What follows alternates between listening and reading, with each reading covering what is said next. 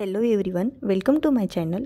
आजच्या व्हिडिओमध्ये आपण समजून घेणार आहोत मागणी म्हणजे नेमकं काय. सपोज आपल्याला एखादी गोष्ट खरेदी करायची आहे. आपण काय करतो, बाजारात जातो आणि एक वस्तू चॉईस करून दुकानदाराला त्या मोबदल्यात पैसे देतो आणि ती वस्तू आपण खरेदी करतो. उदाहरणार्थ, आपल्याला मोबाईल खरेदी करायचा आहे. आपण त्या दुकानदाराला पैसे देऊन मोबाईल खरेदी करतो, तेव्हा त्या मोबाईलला किंवा त्या वस्तूला तेवढी मागणी निर्माण झालेली असते. ही प्रक्रिया कशी झाली हे आपण खालील व्याख्येच्या आधारे समजावून घेऊ. Demand is the quantity of commodity that consumer is willing and able to buy at each possible price during a given period of time. ही कन्सेप्ट आपण खालील 5 मुद्द्यांच्या आधारे समजावून घेऊ. First, Dzire.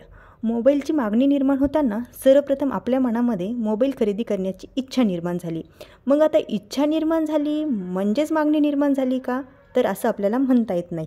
कारण तो मोबाईल खरेदी करण्याची क्षमता आपल्यामध्ये असली पाहिजे. विलिंगनेस टू बाय म्हणजे मोबाईल खरेदी करण्यासाठी जेवढे पैसे लागतात तेवढे पैसे आपल्याकडे असले पाहिजे. म्हणजेच आपल्याकडे पैसे खर्च करण्याची क्षमतासुद्धा असली पाहिजे. Next, able to buy. फक्त पैसे आपल्याकडे असले म्हणजेच मागणी निर्माण होईल का? तर असंही आपण म्हणू शकत नाही. तर ते पैसे खर्च करण्याची इच्छासुद्धा आपल्या मनामध्ये असली पाहिजे. बऱ्याचदा काय होतं, मनामध्ये वस्तू खरेदी करण्याची इच्छा असते, पैसेसुद्धा असतात, पण ते पैसे खर्च करण्याची इच्छा नसते, त्यामुळे मागणी निर्माण होत नाही. Next, price of the commodity. दिलेल्या किमतीला आपली पैसे खर्च करण्याची इच्छा, वस्तू खरेदी करण्याची इच्छासुद्धा असली पाहिजे. Next, period of time. दिलेल्या वेळी मागणीच्या संदर्भात विशिष्ट वेळ ही महत्त्वाची असते. वेळ का महत्त्वाची आहे? तर मागणी ही फ्लो कॉन्सेप्ट आहे. एका दिवसात एका मोबाईलला होणारी मागणी, एका आठवड्यात एका मोबाईलसाठी होणारी मागणी, 2 आठवड्यात होणारी मागणी, यावरून आपण ठरवू शकतो की ही मागणी ही फ्लो कॉन्सेप्ट आहे. थोडक्यात, मागणी निर्माण होण्यासाठी वस्तू खरेदी करण्याची इच्छा असावी लागते, पैसे खर्च करण्याची कुवतही असावी लागते. नुसती कुवत असून चालणार नाही, तर पैसे खर्च करण्याची इच्छा असावी लागते. दिलेल्या वेळी या सगळ्या गोष्टी जुळून याव्या लागतात, तेव्हा त्यापासून मागणी निर्माण होत असते. Now we move on to the next slide.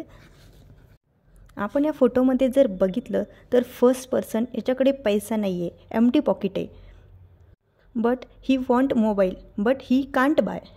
तर तो विकत का बरं घेऊ शकत नाही? कारण त्याच्याकडे पैसे नाहीत. But he is willing to buy mobile but he is not able. आणि नेक्स्ट पिक्चर जर आपण बघितलं तर त्याच्यामध्ये आपल्याला काय दिसतं आहे? I want mobile, I can buy it. म्हणजे मला मोबाईल हवा आहे आणि मी तो खरेदीसुद्धा करू शकतो. अशा प्रकारे आज आपण मागणीची संकल्पना समजावून घेतली आहे. नेक्स्ट व्हिडिओमध्ये आपण मागणीचा लॉ समजावून घेणार आहोत. हा व्हिडिओ आवडल्यास लाईक करा, शेअर करा, आपल्या मित्रांसोबत शेअर करायला विसरू नका. थँक्यू.